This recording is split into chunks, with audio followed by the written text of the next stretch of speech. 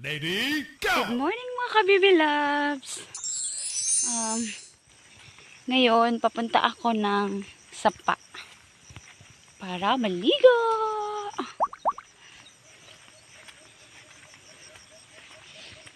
Ay naku, ang angas ko pa. Sensya na sa mukha ko ngayon kasi kagigising lang.